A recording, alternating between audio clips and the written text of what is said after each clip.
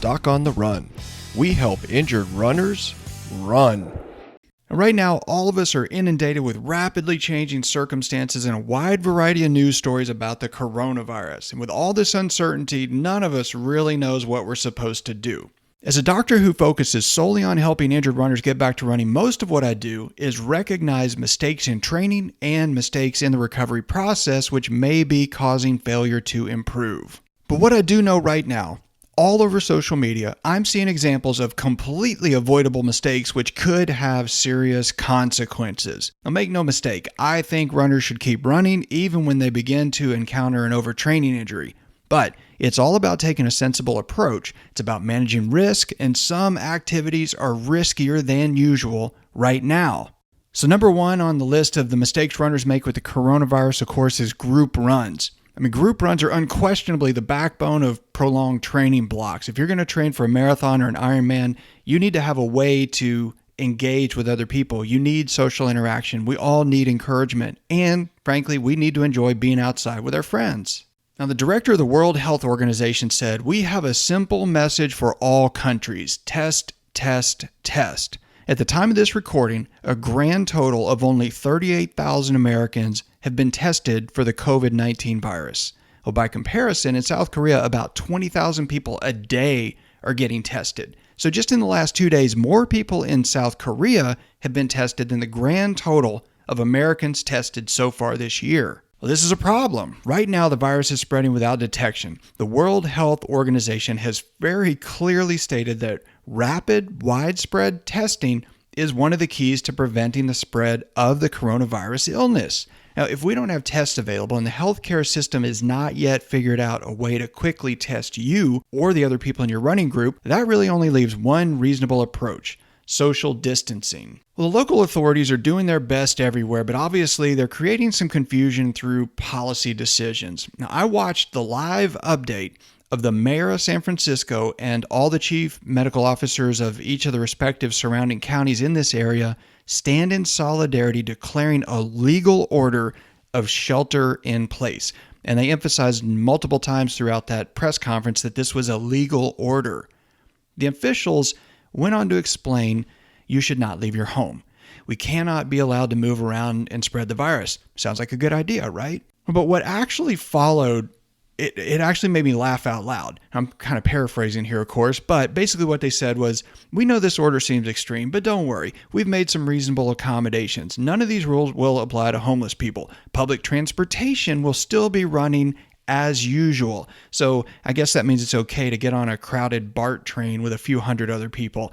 It's okay to jam into a city bus. It's okay to run out for essential errands like going to the drugstore or the grocery store, or to your local Chinese restaurant to pick up some wontons to go, if you really need them, of course. And it's okay to go to work. But we want to reassure people, it's okay to go out and ride your bicycle or go for a walk for exercise, of course, if you just stay 6 feet from other people.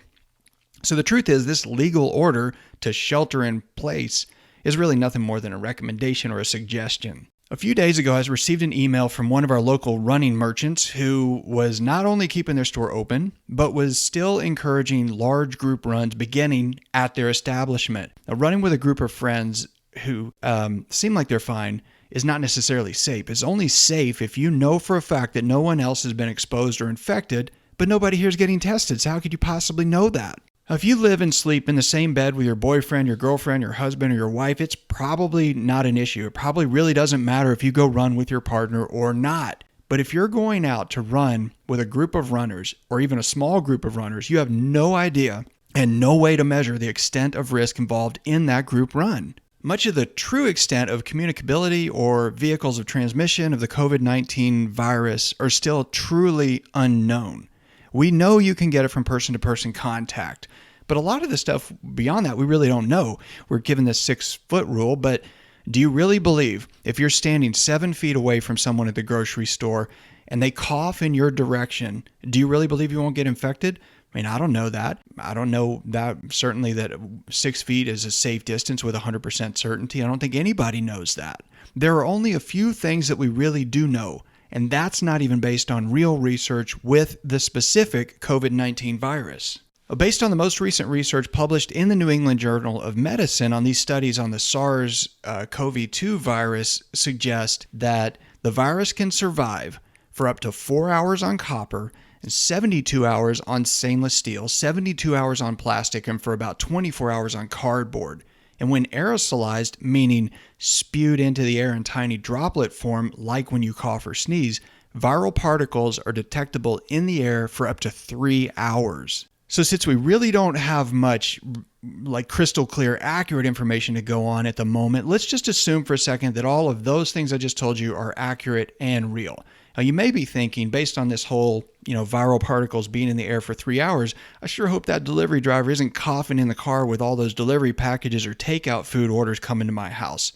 But there's something else you may not really want to think about. Think about when you can see your breath in the air when you run on a cold day. That humidity carries particles with it. That is what it means for something to be aerosolized. You can even see it in those occasions. It's in the air, and that cloud of breath may carry pathogens. Do you really want to suck that breath cloud into your lungs? I don't. Do you really want to be breathing deeply, churning up a hill through the woods with a group trail run of 50 other runners? Do you really want to run full tilt behind another runner, breathing hard and deep for even a few minutes? I mean, our home has 2 doctors. One of them happens to be on the very front lines of this outbreak. Do you really want to go for a run with me if that's the case? I'll bet not. Do you really want to follow me up a trail on a run? I wouldn't either. So when you're out on your run, just assume that person in front of you, the one that you're catching up to, just imagine that person is me. And choose a different direction. So yes, for full disclosure, I am still running. I hope you will pardon the pun, but when I'm running, I avoid people like the plague. Doc on the Run. We help injured runners run.